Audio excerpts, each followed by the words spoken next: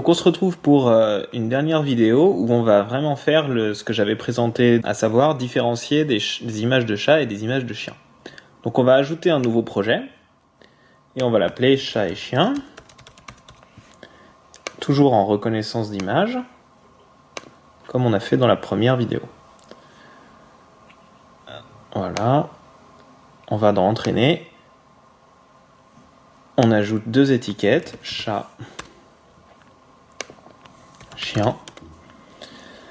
Et alors là, maintenant, au lieu de faire des dessins, on va pouvoir ajouter directement des images d'internet. Donc, je vais vous montrer.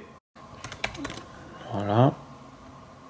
On va dans Google Images, chat. Deux possibilités. Donc, soit vous allez dans Google Images et vous pouvez directement cliquer et faire glisser les images. Ça, c'est la méthode la plus rapide. Ou alors, vous pouvez directement entrer les liens ici, les URL, et on pourra vous mettre les URL dans la description pour que vous puissiez mettre les images, ou alors vous cherchez vous-même vos images. Donc je vais collecter mes données et on se retrouve juste après, une fois que les données ont été collectées.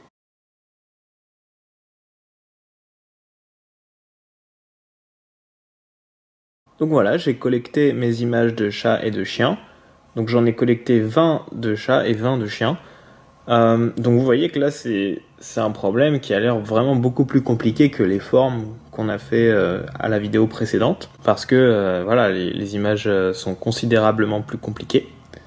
Donc voilà, sans plus attendre, on va aller entraîner notre modèle.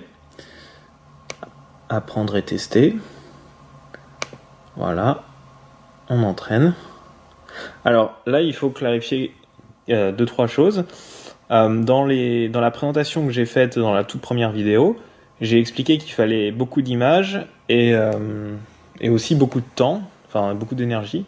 Donc là, ce qui se passe, c'est que en fait, j'ai pris que 20 images de chats et de chiens, donc c'est pas exactement beaucoup d'images, mais en fait, ce site, il doit utiliser un modèle qui est déjà entraîné, en fait. Et moi, ce que je vais faire, c'est juste finalement apporter juste une touche finale sur le résultat que je veux. Mais voilà, tout ça pour dire qu'en fait, là, ce qu'on fait, c'est pas un entraînement vraiment depuis le début, c'est plus ce qu'on appelle un transfert, c'est-à-dire qu'il y a déjà un modèle appris, et nous, on vient juste le modifier juste pour faire ce qu'on veut. Donc c'est pour ça qu'on n'a pas besoin de beaucoup d'images dans ce cas-là. Ensuite, on fait comme la vidéo précédente. Et on ouvre dans Scratch. Voilà, on a notre chat, on a nos nouveaux blocs, chat et chien, comme à la vidéo précédente. Donc cette fois, on va créer un nouveau personnage avec une image de chat ou de chien. Il faut utiliser les images qui n'ont pas été utilisées, donc celle-là, il me semble qu'elle n'a pas été utilisée. Voilà, donc là on a une image de chat, et on va ajouter une image de chien aussi. Voilà, donc là j'ai mis un personnage dans Scratch qui a un costume de chat et un costume de chien. Et ce ne sont pas ces images-là n'ont pas été utilisées pour l'entraînement. Comme on peut le voir, quand on revient dans nos images, elles n'y sont pas. Donc c'est bien ça qu'on veut. On veut que notre algorithme fonctionne sur des nouvelles images. Et donc maintenant, comme dans la vidéo précédente, on va pouvoir assembler des blocs. Cette fois, l'objectif, c'est que ça soit le lutin ici, donc pas notre image, mais le lutin qui puisse dire si c'est un chat ou un chien. Donc ça va utiliser les mêmes blocs, mais cette fois, le résultat qu'on veut, c'est l'autre lutin qui dise ce qu'il voit.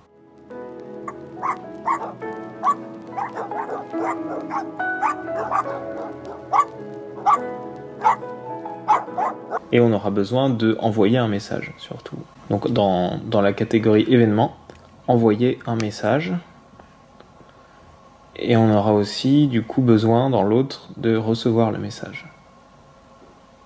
Voilà. Ok, donc je vous laisse assembler les blocs pour avoir le lutin, le personnage qui dit ce qu'il voit.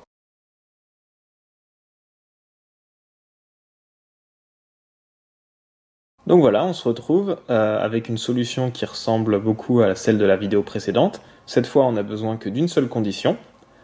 Si on prédit un chat, on envoie le message chat. Sinon, on envoie le message chien. On attend 5 secondes avant de passer au costume suivant. Et pour notre autre personnage, on voit, si on reçoit chat, on dit « oh le chat ». Si on reçoit chien, on dit « oh le chien ». Voyons voir si ça marche. Alors, on va se mettre là. Voilà. Donc là, notre personnage dit « oh le chat ». Et quand ça change à un chien, il dit « oh le chien ». Ce qu'on peut faire maintenant, c'est ajouter plus d'images pour voir comment ça se comporte. On peut encore, comme dans la vidéo précédente, afficher la confiance de l'algorithme. Voilà, donc là, on voit que l'algorithme pour le chien, il est vraiment très sûr de lui. Et pour le chat aussi.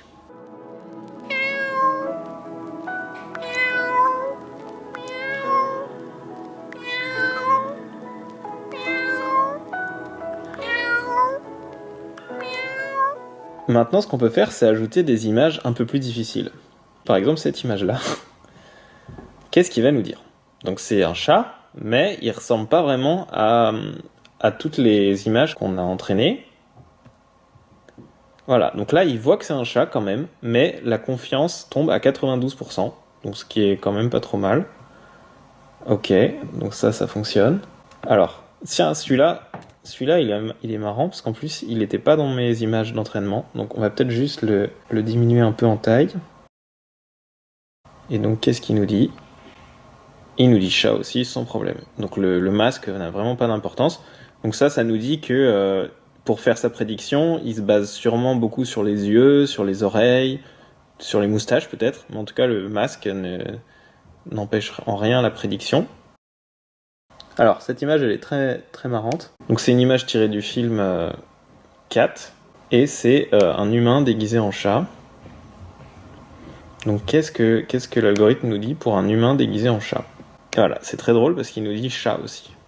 Avec moins de confiance, mais quand même. Donc ça montre vraiment que l'algorithme se base sur des caractéristiques. Donc par exemple les oreilles.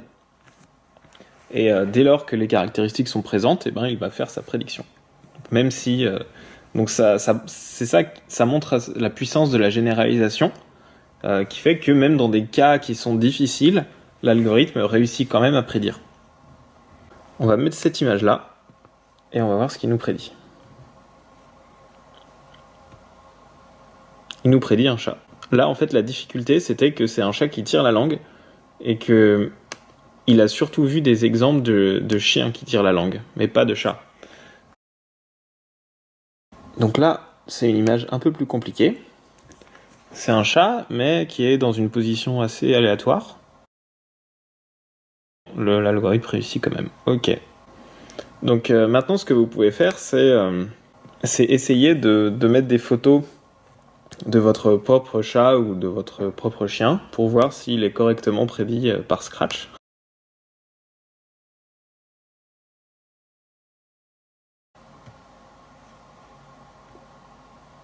Donc là pareil, oh le chien. Donc si ça marche aussi bien avec si peu d'images, encore une fois, c'est parce que ça utilise un modèle qui a déjà été entraîné sur vraiment beaucoup d'images, donc typiquement en fait plusieurs millions d'images, et donc c'est un modèle déjà très performant.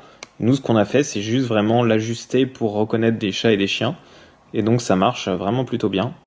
On peut aussi trouver une image qui est vraiment très différente des images d'entraînement. On pourrait utiliser par exemple une image d'un dessin animé. Si on regarde le chapeauté, regardons ce que l'algorithme prédit. Et l'algorithme prédit chat. Ok. Donc vous voyez, voilà, et encore une fois, ça montre à quel point les caractéristiques sont générales et pas seulement dépendantes des images d'entraînement. Donc je vous invite à essayer vous-même avec plusieurs photos, essayer de trouver les limites, de trouver quand est-ce que ça prédit pas bien, d'essayer avec les photos de vos animaux, et aussi essayer avec d'autres catégories que chat et chien, voilà, peut-être éventuellement des catégories plus difficiles, donc je sais pas, lion ou tigre par exemple, voilà, des catégories qui se ressemblent plus, et puis Donc je vous souhaite de bien vous amuser et n'hésitez pas si vous avez des questions à me les poser en